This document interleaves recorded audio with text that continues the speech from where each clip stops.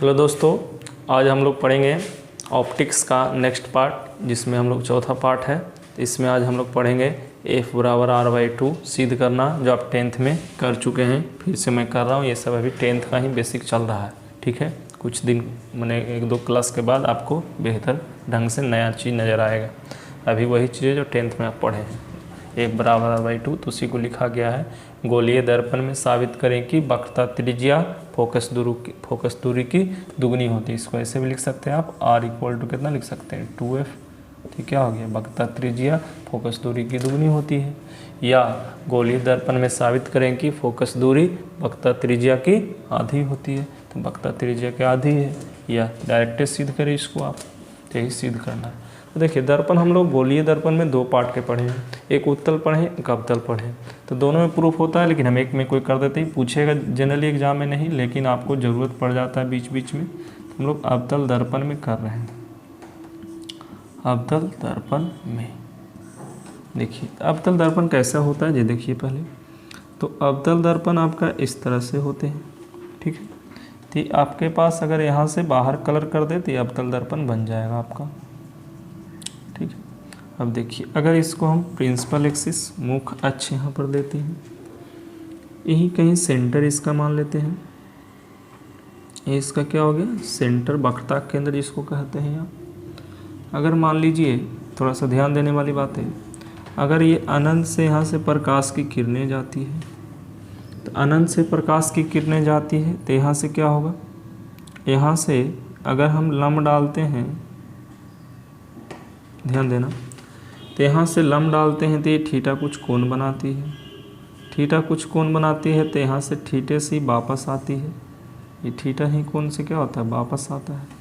ठीक है, तो ध्यान देना, तो ये थीटा से वापस आ गया, तो कोई दिक्कत नहीं होगा। अब देखिए, यहाँ से थोड़ा सा अगर आप इस तरह से लंब डाल दें यहाँ से,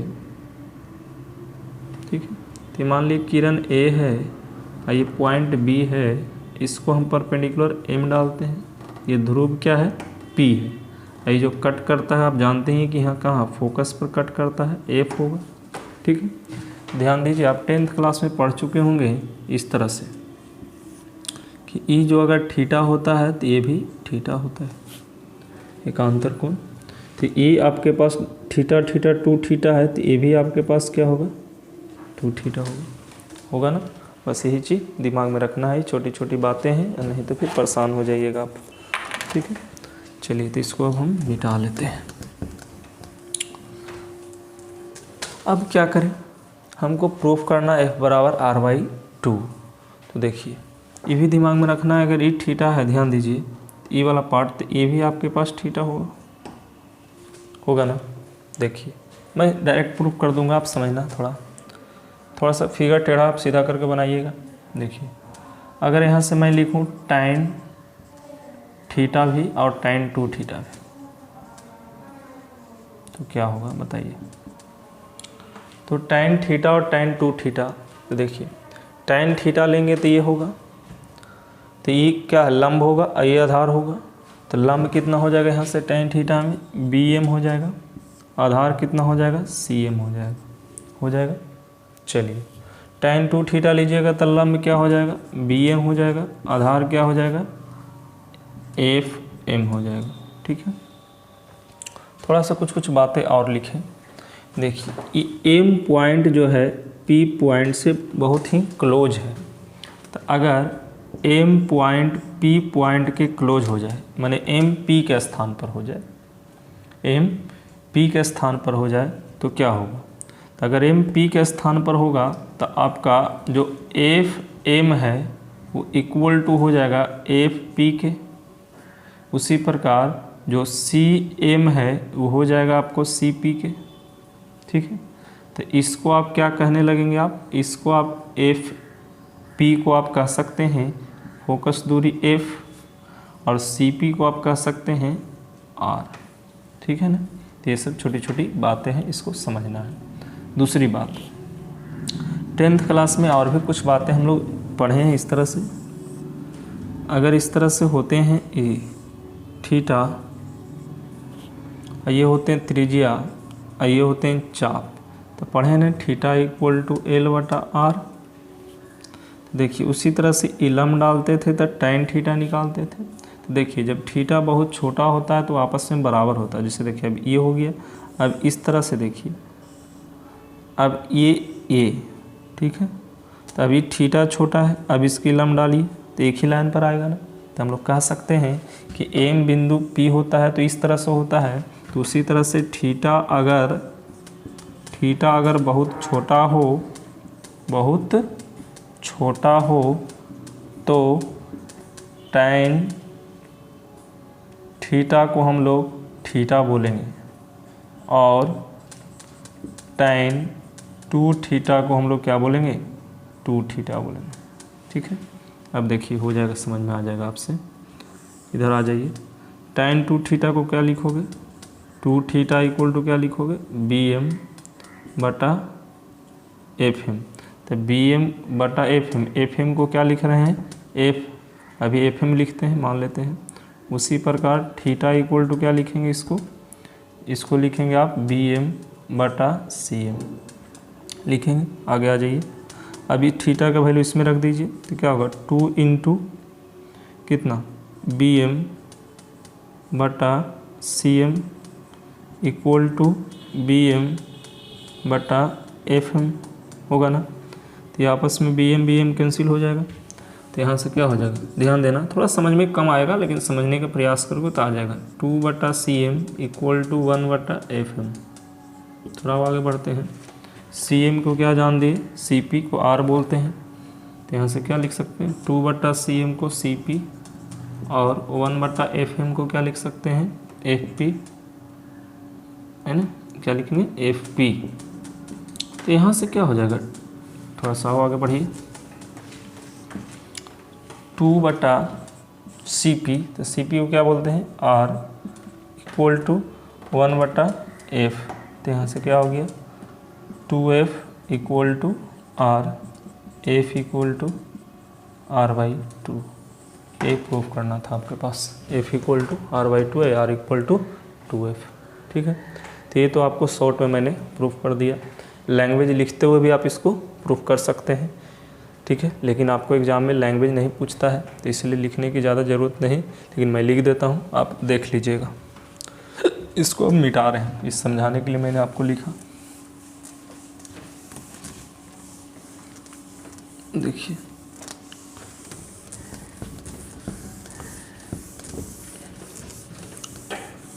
बस यही क्रियाक्रम होगा, थोड़ा आगे पीछे करके लिखना पड़ेगा आपको, जैसे एग्जाम में लिखना है। ज़्यादा बैक करके देखिए, पुनः देखिए, पहले समझिए, क्योंकि समझ लीजिएगा तो मज़ा आ जाता है। देखिए अब इसको आप नाम दे सकते हैं अपने हिसाब से, जो जो देना मन करे वो दे सकते हैं, आपकी मर्जी है, कुछ भी दे सकते हैं। ठीक है, देखिए ये तो आपको मान लीजिए कि M है या PQ, P तो यहाँ पर है एक, ठीक है, X Y मान लेते हैं, ये X है, ये Y है। ठीक है, इसको प्रूफ करना ही है तो मिटा देते हैं। ये क्या है, X Y है। ठीक है, इस दूरी को हम लोग क्या बोलते हैं, फोकस दूरी बोलते हैं। इस दूरी को क्या बोलते हैं हम लोग, वक्रता त्रिज्या बोलते हैं। अब देखिए क्या लिखेंगे, इसको लिखेंगे तो प्रूफ करने के लिए फिगर पहले बना लेंगे। वो बोला समांतर बढ़िया से लाइन देख लीजिए खाली। देखिए तो हमको क्या लिखेंगे, माना कि एक्स बाई, बड़ा कैपिटल में लिखेंगे, माना कि एक्स बाई एक अवतल दर्पण है। माना कि एक्स बाई एक अवतल दर्पण है जिसका ध्रुव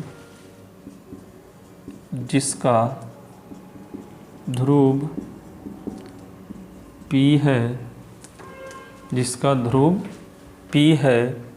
ठीक है, अब देखिए जिसका ध्रुव P है, और लिख सकते हैं जिसका ध्रुव P तथा केंद्र C है, इसको लिख सकते हैं जिसका ध्रुव P तथा वक्रता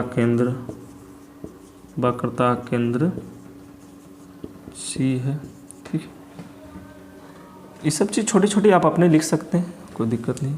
इसके प्रधान अक्ष, इसके प्रधान अक्ष कौन हो जाएगा, इसके प्रधान अक्ष PC या CP या PC, इसके प्रधान अक्ष CP के समांतर, CP के समांतर एक रेखा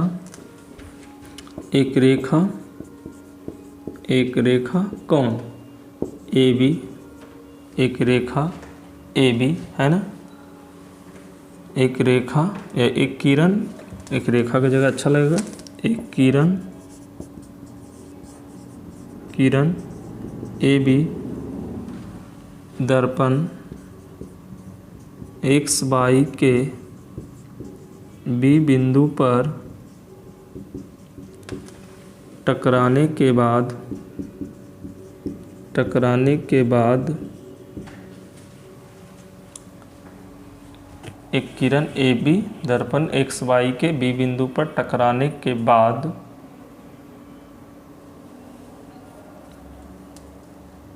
फोकस F से होकर जाती है ना, टकराने के बाद फोकस F से होकर जाती है। अब देखिए इसमें और भी लिख सकते हैं, वक्रता केंद्र C से CB एक लंब डाला या अभिलंब डाला, C से CB क्या है, एक अभिलंब डाला, और B से CP पर BM एक लंब डाला गया है। सब छोटी छोटी पॉइंट है, खाली आपको लैंग्वेज बनाने के लिए, कुछ बड़ी बात नहीं है, जैसे जैसे है उसको हम लोग लिख रहे हैं। अब देखिए माने हैं यहाँ कोण ABC इक्वल टू थीटा है ना, कोण ABC equal to theta, equal to है ना, इक्वल टू कितना है लिख सकते हैं परावर्तन के नियम से है ना, तो CBF यहाँ से लिख सकते हैं, कोण CBF इक्वल टू थीटा, परावर्तन के नियम से, ठीक है। अब देखिए तो परावर्तन के जब नियम से हो गया दोनों कोण बराबर, अब देखिए यहाँ से देखिए कोण ABC इक्वल टू, ध्यान दीजिए, कोण ABC इक्वल टू BCF, ठीक है, तो थीटा है, कोण BCF इक्वल टू थीटा, एकांतर कोण क्या है, एकांतर कोण, ठीक है। उसी तरह से कोण ABF इक्वल टू कोण BFP इक्वल टू थीटा, क्यों नहीं है ध्यान देना, थीटा है, ये भी एकांतर कोण है। ये सब छोटी छोटी बात इस तरह से लैंग्वेज में आपको लिख देना है। तो ये दोनों थीटा है, तो ये भी क्या हो गया, 2 थीटा हो गया, ठीक है, इतना पहले नोट कीजिए। अब देखिए यहाँ से B से CP पर BA में जो एक लंब डालते हैं, तो देखिए लिख सकते हैं यहाँ से, अब त्रिभुज किस में, BFM में या BMP में भी लिख सकते हैं, BMP में भी लिख सकते हैं, उस तरह से भी, ठीक है। तो यहाँ से क्या हो जाएगा, ऐसे लिखते हैं, देखिए त्रिभुज BFM, ठीक है, BFM या BMF लिखिए तो ज़्यादा अच्छा लिखिए, BMF देखिए त्रिभुज BMF में तो क्या होगा यहाँ से tan 2 theta equal to tan 2 theta equal to BM बटा FM, tan 2 theta equal to BM बटा FM। अब पुनः लिखते हैं, पुनः या समकोण है तो समकोण लग देते हैं, पुनः समकोण त्रिभुज, यहाँ भी समकोण लगा दी गई अब करके, अब समकोण, पुनः समकोण त्रिभुज BCM में, BMC में कर देते हैं, BMC में, BMC मतलब BMC में। तो देखिए यहाँ से क्या होगा, यहाँ से होगा tan theta equal to BM बटा CM।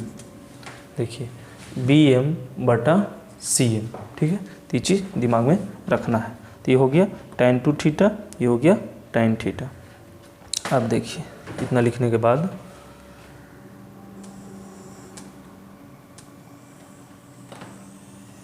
देखिए, अगर रेडियन माप लिखते हैं, क्या लिखते हैं, रेडियन माप में लेने पर, मैंने रेडियन में अगर लेंगे तो रेडियन माप में लेने पर, या रेडियन माप से डायरेक्ट लिख सकते हैं, रेडियन माप से। तो रेडियन माप से क्या होता है, रेडियन माप से होता है tan थीटा इक्विवेलेंट थीटा, यानी tan थीटा को आप थीटा, साइन थीटा को थीटा आप लिख सकते हैं। साथ ही साथ क्या होगा, तथा tan 2 थीटा को भी क्या लिखेंगे हम लोग, 2 थीटा। तो रेडियन माप से क्या हो जाएगा, tan theta equal to theta तथा tan 2 theta equal to theta. अब देखिए, तो उसी तरह से थीटा और 2 थीटा दोनों को लिख सकते हैं हम लोग। तो यहाँ से क्या हो जाएगा, अब theta equal to tan theta की जगह लिखेंगे थीटा, तो थीटा इक्वल टू BM बटा CM तथा 2 थीटा इक्वल टू BM बटा कितना, FM। ये हो गया, वही बातें हैं जो पहले हम लोग कर चुके थे। तो थीटा इक्वल टू BM बटा CM, 2 theta equal to BM बटा FM। अब देखिए, अगर वहाँ से कुछ बातें और मैं लिखूँ, जैसे अब देखिए B जो पॉइंट है, BM जो है, तो B पॉइंट अगर P तक पहुंच जाए, माने E वाला पॉइंट यहाँ पहुंच जाए, तो कह सकते हैं कि M पॉइंट भी P पर पहुंच जाएगा।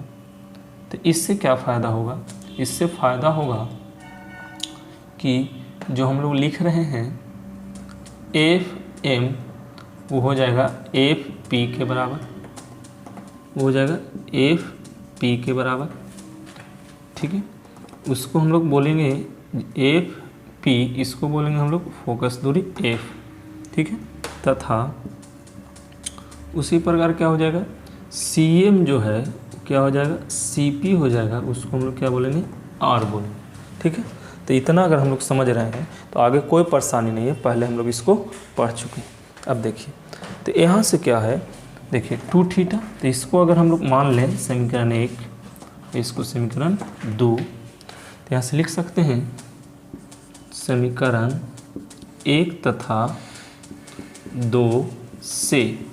तो 1 तथा 2 से क्या लिखिएगा, ये 2 थीटा है, थीटा का वैल्यू धर दीजिए, तो क्या हो जाएगा 2 थीटा, थीटा का जगह कितना हो जाएगा, BM बटा CM इक्वल टू क्या हो जाएगा, BM बटा FM। तो क्या हो गया, BM कैंसिल, यहाँ से क्या हो जाएगा 2 बटा CM इक्वल टू 1 बटा FM, ठीक है। ध्यान दीजिए, इसको थोड़ा मैं यहाँ लिख रहा हूँ। तो CM देखिए, तो CM equal to R, FM equal to F, तो यहाँ क्या लिख सकते हैं 2 बटा R इक्वल टू 1 बटा F। तो यहाँ से क्या होगा R इक्वल टू 2F, ठीक है। यही तो प्रूफ करना था, या इसी को लिख सकते हैं आप F = R/2, यही आपका सिद्ध हुआ। तो एग्ज़ाम में अगर आ जाए गलती से तो आप इस तरह से विस्तार से लिखिएगा, लेकिन ये 10th क्लास में पढ़ना था, यहाँ पूछता नहीं है, लेकिन इसकी उपयोग आएगा, डायग्राम जरूर आएगा, बीच बीच में इस सब का ज़रूरत आएगा, तो इसलिए इसको मैंने प्रूफ किया कि आगे आपको परेशानी ना हो। ठीक है, नोट कीजिए। देखिए अब हम लोग पढ़ेंगे कुछ कंडीशन, शर्त पढ़ेंगे। देखिए किसकी शर्त पढ़ेंगे, तो गोलीय दर्पण में प्रतिबिंब बनने के लिए खींचे गए किरण आरेख के शर्त को ज्ञात करना है। ये क्वेश्चन है आपके पास, बहुत इंपॉर्टेंट है, इसी से आप डायग्राम सीखिएगा। तो मैंने थोड़ा सा लिख दिया है एक लाइन, गोलीय दर्पण में प्रतिबिंब बनने के लिए खींचे गए आवश्यक शर्त निम्नलिखित हैं। तो निम्नलिखित माने ढेर सारा लिखित होगा। मान लीजिए कि पहला पॉइंट क्या कहता है, ये चीज़ दिमाग रखिए। देखिए सबसे पहला पॉइंट कहता है कि वह किरण जो समांतर, माने वह किरण जो मुख्य अक्ष के समांतर आती है, तो वह हमेशा क्या होता है, परावर्तन के बाद मुख्य फोकस से होकर जाती है। यानी कह सकते हैं कि मुख्य अक्ष के समांतर आने वाली किरणें, मुख्य अक्ष के समांतर आने वाली किरणें दर्पण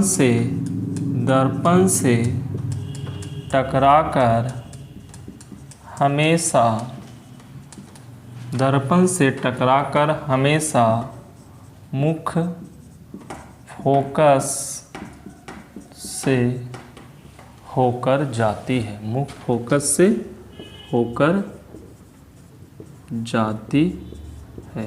ये पहला पॉइंट हुआ। ठीक है, देखिए पॉइंट पहले हम लिखते हैं, उसके बाद फिगर बनाएंगे। दूसरा पॉइंट मुख्य अक्ष, ये हो गया, पहले लिखते हैं फिर समझाएंगे हम। दूसरा पॉइंट है कि वक्ता केंद्र से जाने वाली किरण परावर्तन के बाद उसी पर लौट आती है। वक्ता केंद्र से जाने वाली लाइन या वक्ता केंद्र से जाने वाली किरण पुनः उसी वक्ता केंद्र से जाने वाली किरण पुनः उसी रेखा, पुनः उसी बिंदु पर लौट आती है, पुनः उसी बिंदु पर लौट आती है। दूसरा पॉइंट हुआ। तीसरा पॉइंट, अब देखिए तीसरा पॉइंट कहता है वस्तु से चलने वाली किरणें मुख्य फोकस से गुजरने के बाद प्रधान अक्ष के समांतर हो जाती है। यहाँ से लिख सकते हैं वस्तु से चलने वाली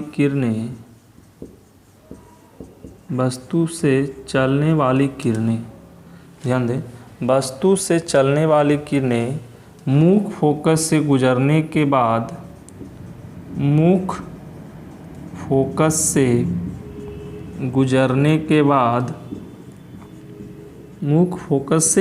गुजरने के बाद समांतर अक्ष के समांतर हो जाते हैं।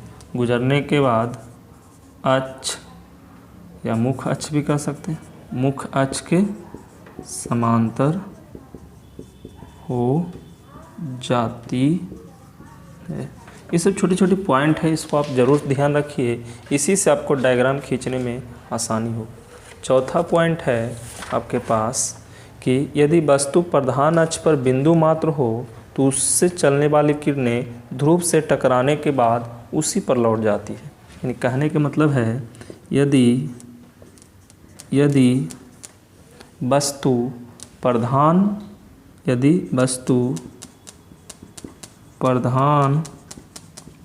अक्ष पर बिंदु मात्र हो, यदि वस्तु प्रधान अक्ष पर बिंदु मात्र हो तो उससे चलने वाली किरणें हो तो उससे चलने वाली किरणें, उससे चलने वाली किरणें, चलने वाली किरणें ध्रुव से टकराकर, ध्रुव से टकराकर वहीं पहुंच जाती है, वहीं पहुंच जाती है। ध्रुव से टकराकर या ध्रुव से टकराने के बाद उसी पर लौट आती है, वहीं पहुंच जाती है। ठीक है, तो ये सब छोटे छोटे पॉइंटें हैं, इसको हम लोग देखते हैं डायग्राम के रूप में। देखिए सब डायग्राम के रूप में आप देख सकते हैं। 10th में ऐसे पढ़े हैं ये सब, लेकिन भूल जाता है, इसलिए मैं बता रहा हूँ। जिनको आता है उनको कोई दिक्कत नहीं होनी चाहिए, ताकि यही सब का एप्लीकेशन है रे ऑप्टिक्स में।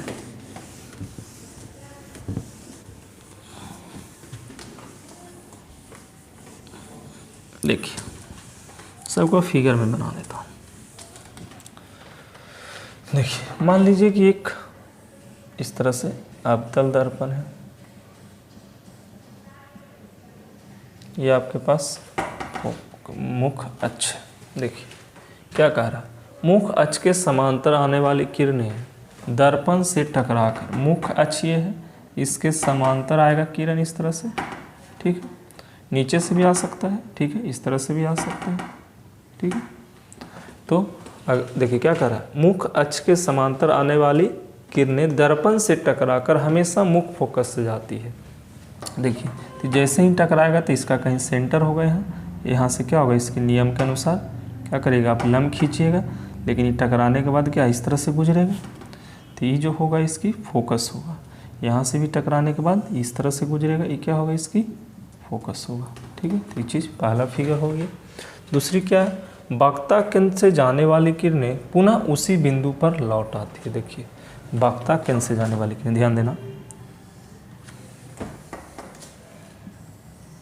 इस तरह से अगर आपके पास है दर्पण, इस तरह से मान लीजिए कि सेंटर कहीं होगा, मान लीजिए सेंटर, अगर यहाँ से कोई किरण इस तरह से आपके साथ गुजरता है इस तरह से, तो आपको यहाँ से टकराने के बाद ये वापस लौट आता है।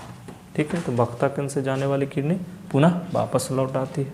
फिर क्या है, तीसरा, वस्तु से चलने वाली किरणें मुख फोकस से गुजरने के बाद मुख अक्ष के समांतर हो जाती है। देखिए अगला जो है, मान लीजिए कि ये आपके पास है,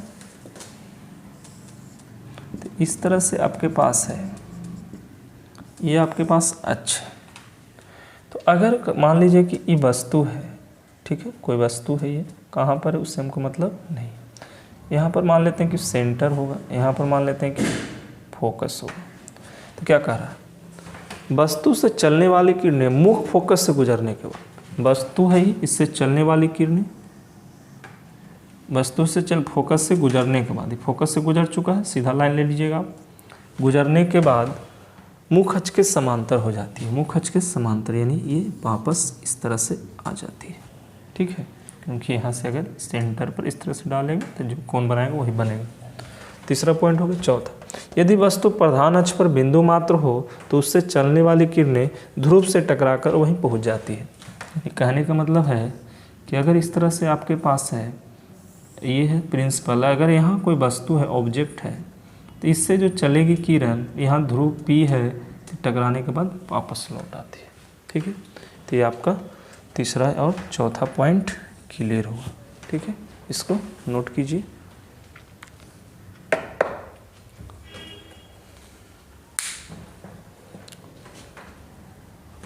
देखिए अब हम लोग क्या पढ़ेंगे,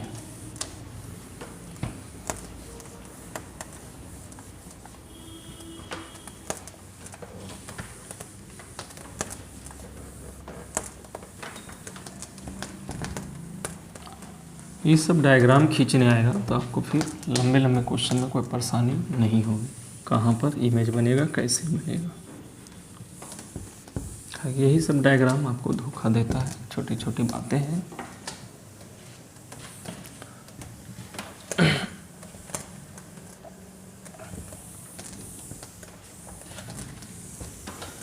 नोट कीजिए, अगर नहीं लिख पाते हैं तो फिर बैक कर लीजिए वीडियो को। ऐसे कुछ PDF आपको दिया जाएगा, उससे आप संबंधित क्वेश्चन भी बनाइएगा, कुछ इसका भी रहेगा, डायग्राम भी रहेगा।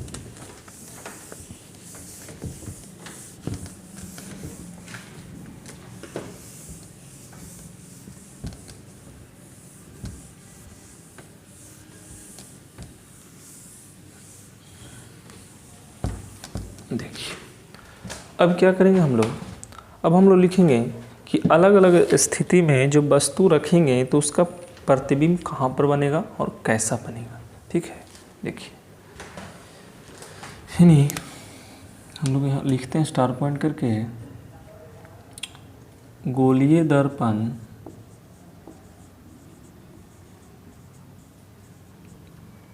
में वस्तु का प्रतिबिंब। ठीक है, देखिए तो गोलीय दर्पण की जगह भी हम यहाँ स्पष्ट कर देते हैं अवतल दर्पण। बढ़िया से ध्यान देना, बहुत इम्पोर्टेंट है ये चीज़। देखिए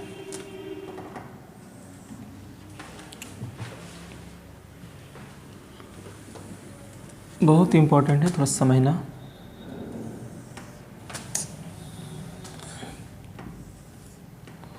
मान लीजिए कि इस तरह से आपके पास अवतल दर्पण है, इस तरह से आपके पास प्रधान अक्ष मुख्य अक्ष। तो अगर कोई गोलीय दर्पण जिसमें कह रहे हैं हम लोग क्या अवतल दर्पण है, तो इस केस में अगर वस्तु अनंत पर रहता है तो उसके प्रतिबिंब मुख्य अक्ष या मुख्य फोकस पर बनता है। यानी कहने के मतलब हुआ कि देखिए हो सकता है कि कोई वस्तु यहाँ पर अनंत में हो, तो यहाँ से रे ले के चलिएगा।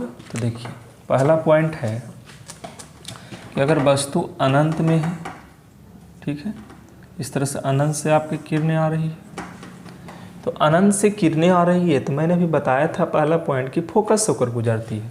देखिए ये जो आएगा इस तरह से आगे बढ़ेगा, ये भी इस तरह से आगे बढ़ेगा, तो ये क्या होगा इसकी यहाँ पर कटता हुआ प्रतीत होगा, इसको हम लोग क्या बोलेंगे फोकस बोलेंगे। यानी पहला पॉइंट हो गया कि यदि वस्तु अनंत पर हो तो उसका प्रतिबिंब मुख्य फोकस पर बनेगा, मुख्य फोकस पर बनेगा। ठीक है, ये चीज़ दिमाग में रखना है, छोटी छोटी बातें हैं, इसको समझने हैं। देखिए यानी ये आया इस तरह से वापस निकल गया, ये भी इस तरह से वापस हो गया। ठीक है, चलिए अब इसकी सेंटर अगर देखता है तो सेंटर कहीं यहाँ पर होगा, इसकी सेंटर केंद्र यहाँ पर होगा। तो देखिए मैंने क्या लिखा, यदि वस्तु अनंत पर हो तो उसकी प्रतिबिंब मुख्य फोकस पर बनेगी। अब देखिए, अब कहने का मतलब जब वस्तु मुख्य फोकस हो तो उसकी प्रतिबिंब कहाँ पर बनेगी। देखिए अब इसको उल्टा मैंने भाषा लिख रहा हूँ, यदि वस्तु मुख्य फोकस पर हो, मुख्य फोकस पर हो, देखिए यदि वस्तु मुख्य फोकस पर हो तो उसका प्रतिबिंब उसकी प्रतिबिंब अनंत पर बनेगी, अनंत पर बनेगी। इसको समझना है। देखिए क्या, मान लीजिए कि इस तरह से आपके पास दर्पण है, इस तरह से ये इसकी फोकस है। तो मैंने अभी बताया था कि मुख्य फोकस से होकर जाने वाली किरणें समांतर हो जाती है। तो यहाँ से देखिए अगर इस तरह से एक रे लेते हैं तो ये क्या होगी जाएगा, तो इसके बाद ये क्या हो जाएगा, इस तरह से समांतर हो जाएगा, इस तरह से ही जाएगा, ये भी आपका समांतर हो जाएगा। समांतर होने का मतलब क्या, अनंत जा रहा है, तो इसीलिए क्या हो गई अनंत पर बनेगी। वस्तु कहाँ है, फोकस पर है। ठीक है, ये चीज़ दिमाग में रखना है। तीसरी पॉइंट, ये सब छोटी छोटी बातें हैं, इसको आप नोट करें और यही सब आपको काम आते हैं, बीच बीच में एग्जाम में पूछे जाते हैं। अब देखिए, जब वस्तु वक्रता केंद्र पर हो, क्या हो, जब वस्तु वक्रता केंद्र पर हो, देखिए जब वस्तु वक्रता केंद्र पर हो तो उसका प्रतिबिंब भी वक्रता केंद्र पर ही बनेगा। देखिए कैसे बनेगा, देखिए फिगर समझना जरूरी है। देखिए अगर इस तरह से आपके पास मिरर है, अब देखिए इसकी मान लेते हैं फोकस है, ये मान लेते हैं क्या है, वक्रता केंद्र है C। अब यहीं पर कोई ऑब्जेक्ट इस तरह से रखा गया, अब इसकी इमेज बनाना है आपको। तो इसकी इमेज बनाने के लिए मैंने क्या बोला, दो, अगर इससे आप एक समांतर किरण लेते हैं, तो अगर समांतर किरण लेते हैं तो फोकस से होकर के गुजरेगी। दूसरी बात, अगर आपके पास फोकस से अगर कोई रे जाता है फोकस से, तो क्या होता है, समांतर हो जाता है ना। दो किरण लिए मैंने, एक समांतर लिए तो फोकस होकर गुजरा, एक फोकस से गया तो समांतर हो गया, ठीक है। तो ये कहाँ प्रतिबिंब बन गया, यहाँ पर बन गया, यानी क्या हो गया, सेंटर पर है तो सेंटर पर बन गया, ठीक है। तीसरा पॉइंट। चौथा पॉइंट देखिए, छोटी छोटी बात है, इसको समझिए, धीरे धीरे मैं इसलिए पढ़ा रहा हूँ। देखिए चौथा पॉइंट क्या है कि यदि वस्तु सेंटर और फोकस के बीच में क्या हो, यदि वस्तु सेंटर यानी C समझना वक्रता केंद्र तथा F के बीच हो, तो देखिए जब वस्तु सेंटर और फोकस के बीच हो तो उसका प्रतिबिंब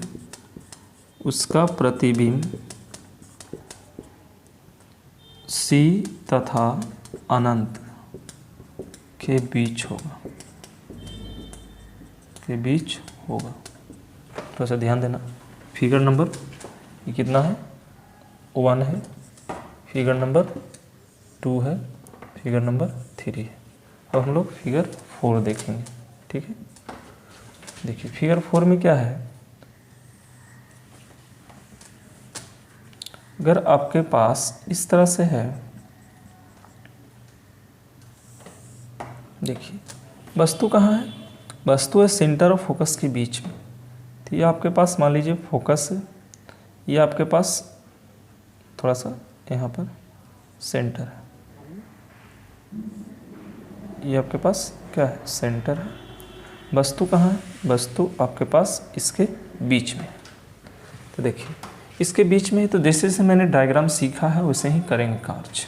देखिए अगर मैं इसके समांतर ले लूँ, तो इसके समांतर लेंगे तो ये फोकस से होकर के गुजरेगी। ये तो नियम है कि समांतर से आने वाली किरणें फोकस से होकर गुजरती है। दूसरी, अगर फोकस से ले लूँ तो क्या होते हैं, समांतर होकर के जाते हैं, ठीक है। फिर से ध्यान देना, थोड़ा सा डायग्राम गड़बड़ाया है, ये चीज़ दिमाग में रखना है। देखिए फिर से दिखा देते हैं इसको, बस छोटी छोटी जो 3-4 पॉइंट ऊपर पढ़ाया ना, बस वही काम की बातें। फिर से देखिए, थोड़ा अपना कॉपी पर बढ़िया से बनाना ये सब इमेज, नहीं तो फिर समझ में नहीं आएगा। देखिए आपके पास ये क्या है, फोकस से मान लीजिए, ये आपके पास क्या है, सेंटर। अब देखिए ये आपके पास वस्तु है, ठीक है। तो ये वस्तु है बीच में, ये ऑब्जेक्ट है, ठीक है। तो ये जो ऑब्जेक्ट है, ध्यान देना, तो अगर आप समांतर किरणें लेते हैं नियम के अनुसार, क्या लेते हैं, समांतर किरणें लेते हैं, तो समांतर किरणें हमेशा क्या होती है, इस तरह से आप जैसे ही समांतर किरणें लीजिएगा तो ये क्या होता है, फोकस होकर भागता है, होता है ना। अब देखिए अगर ये फोकस से होकर भागता है, और अगर ये फोकस से ही एक रे ले लिया जाए इस तरह से, तो जो फोकस से रे लिया जाता है वो क्या होता है, फोकस से जो आप रे ले रहे हैं ये हमेशा ये क्या होगा, समांतर हो जाएगा। तो ये जो फोकस से आप ले रहे हैं इस तरह से, तो ये क्या होगा, ये आपके पास समांतर होगा। तो देखिए ये इमेज कहाँ बन रहा है, इस तरह से बन रहा है, तो इसकी इमेज ये बन रहा है, तो ये क्या है, अनंत है। तो सेंटर और अनंत के बीच में बन रहा है ना, तो सेंटर तथा अनंत के बीच में बन रहा है, यही डायग्राम बनाना था। ठीक है, ये चीज दिमाग में रखना है। ये हो गया चौथा पॉइंट। पांचवा देखिए, अब देखिए अब कहाँ रखिए, तो अब देखिए 3-4 केस तो बन चुका है। अगर अगला केस हम देखते हैं, जब वस्तु सेंटर और अनंत के बीच में हो, जब वस्तु सेंटर तथा अनंत के बीच में हो तो उसका प्रतिबिंब, देखिए जब वस्तु अनंत और सेंटर के बीच में होगा, ध्यान दें, तो जब वस्तु अनंत और सेंटर के बीच में होगा तो उसका प्रतिबिंब सेंटर तथा फोकस के बीच में होगा। देखिए सब छोटी छोटी पॉइंट है, लेकिन आपको उस काम की बातें हैं। देखिए कैसे बनाएंगे इसको, देखिए ये चौथा हो गया था, पांचवा देखते हैं। देखिए मान लेते हैं यहाँ पर हम फिगर बनाने का प्रयास कर रहे हैं। मान लीजिए कि इस तरह से आपका एक मिरर ले रहे हैं हम लोग। कैसा मिरर है? कनकेव मिरर है, जिसको हम लोग क्या बोलते हैं? अवतल दर्पण बोलते हैं। अब देखिए वस्तु कहाँ है? सेंटर तथा अनंत के बीच, ध्यान देना। तो आपके पास ये फोकस है, ये आपके पास सेंटर है, और ये आपके पास मान लेते हैं अनंत है। तो सेंटर और देख रहे हैं, सेंटर और अनंत के बीच में मान लीजिए कहीं वस्तु यहीं होगा। अब देखिए वस्तु यहाँ होगा तो प्रतिबिंब कैसे बनेगा और कहाँ पर बनेगा, ध्यान देना है। देखिए तो अगर मैं समांतर ले लूँ, एक समांतर रेखा, तो समांतर कहाँ से गुजरते हैं? फोकस से गुजरते हैं, ये तो स्पष्ट है। दूसरी, अगर सेंटर से कोई रेखा जाती है तो सेंटर पर ही वापस आती है, ये चीज़ हम लोग को पढ़ चुके हैं। देखिए अगर ये सेंटर है, इससे यहाँ जाता है तो ये वापस ये जाता है, ये वापस लौट के आ जाता है। ठीक है, तो देखिए इसकी इमेज कहाँ बना? यहाँ पर बना, यानी यहाँ पर बना। तो ये क्या हो गया? इसकी इमेज ही क्या हो गया? ऑब्जेक्ट। तो सेंटर और फोकस के बीच में है ना, देखिए। बस यही छोटी छोटी समझना है डायग्राम। हाँ, डायग्राम को आप लिखते चलेंगे तो ज़्यादा फायदा करेंगे। नोट कीजिए।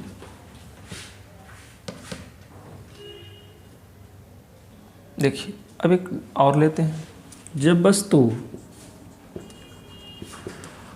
वस्तु फोकस तथा पोल के बीच हो, फोकस तथा पोल माने ध्रुव के बीच हो, तो उसका प्रतिबिंब दर्पण के पीछे बनता है, दर्पण के पीछे बनता है। देखिए समझना है और कुछ है नहीं। देखिए बस जैसे जैसे कह रहे हैं वैसे वैसे रखिए, वैसे वैसे इमेज कीजिए। देखिए ये 6 नंबर हम बना रहे हैं। मान लीजिए कि इस तरह से आपके पास क्या है? दर्पण है। इस तरह से कोई प्रधान अक्ष है, इसका फोकस मान लीजिए यहाँ पर है, इसका सेंटर मान लीजिए यहाँ पर है। तो क्या कह रहा है? और इसकी पोल मान लीजिए यहाँ है, ध्रुव। तो क्या कह रहा है? वस्तु फोकस तथा पोल के बीच में है ना। जैसे ये सब है ना, ये सब आप समझ रहे हैं, ये सब यही सब दिमाग में रखना है। ये सब मैं घेर देता हूँ, दिमाग में रह जाएगा आपके पास। ठीक है, तो ये सब दिमाग में रखना है। ये वस्तु है, ये प्रतिबिंब है। ठीक है, चलिए। तो क्या है? फोकस तथा पोल के बीच, तो उसका प्रतिबिंब दर्पण के पीछे बनता है। देखिए मान लीजिए कि कहीं यहाँ पर होगा कोई वस्तु, यहाँ पर। ठीक है, ये आपके पास क्या है? ऑब्जेक्ट। तो एक चीज़ तो हम लोग जानते हैं कि अगर उसके समांतर किरण खींचेंगे तो क्या होगा? तो उसके समांतर किरण आपके कहाँ से गुजरेंगे? तो उसके समांतर किरण फोकस से गुजरते हैं। ठीक है, तो देखिए अब देख सकते हैं कि कहाँ से गुजरेंगे, लेकिन कटता हुआ प्रतीत होते हैं, ये चीज़ दिमाग में रखना है। और वक्रता केंद्र से जाएंगे तो वक्रता केंद्र पर ही जाएंगे। देखिए अगर मान लीजिए कि इसको आप ऐसे लेते हैं, ठीक है, समांतर, तो समांतर किरणें कहाँ से जाती है? फोकस से होकर के गुजरती है। एक रे हो गया ये। अब दूसरा आपकी मर्जी पर डिपेंड करता है कि किधर से आप लेकर के जा रहे हैं। तो देखिए, अब अगर सेंटर से इसको मिलाइएगा इस तरह से, सेंटर से इसको मिलाइएगा ऐसे, तो ऐसे ही मान लीजिए इसको। तो सेंटर से मिलाइएगा तो ये क्या होगा, आपके पास वापस जो होगा इस तरह से रिटर्निंग आएगा। तो अब इसको देखिए इस डायग्राम में, ये यहाँ से सेंटर से गया तो इस सेंटर पर आ जाएगा इस तरह से। अगर इस तरह से डायग्राम गया तो ये वापस आ जाएगा। देखिए, तो इसको अगर हम देखते हैं थोड़ा बढ़िया से, तो इसको आगे बढ़ाइए ऐसे ऐसे, तो इस तरह से आगे बढ़ाइए। तो यहाँ पर देखिए एक काल्पनिक प्रतिबिंब बनता हुआ प्रतिबिंब होगा। ये हो गया इमेज, ये हो गया ऑब्जेक्ट। तो वही बातें हैं ये क्या हो गया, दर्पण के पीछे बनता हुआ प्रतीत होता है। देखिए, तो ये सब डायग्राम के रूप में मैंने देखा। अब इसको हम लोग शॉर्ट में भी देखेंगे और नेक्स्ट क्लास में देखेंगे। इसको एक बार आप नोट कर लीजिएगा कॉपी पर और बढ़िया से डायग्राम बना लीजिएगा। Thank you. अगले नेक्स्ट क्लास में हम लोग इसके आगे अवतल दर्पण पढ़ लिए तो उत्तल में पढ़ेंगे। Thank you.